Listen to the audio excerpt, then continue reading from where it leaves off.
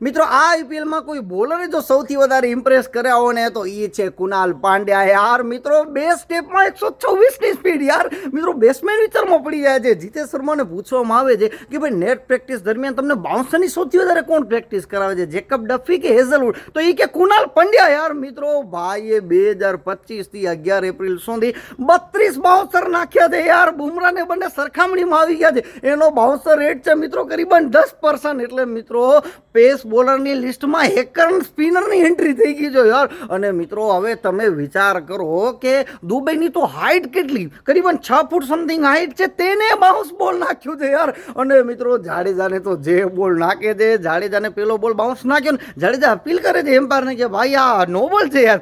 બીજો બોલ એના પછી બાઉન્સ અને ત્રીજો બોલ જ્યારે જાડેજા મારવા જાય છે બેટમાં જ નથી આવતો યાર.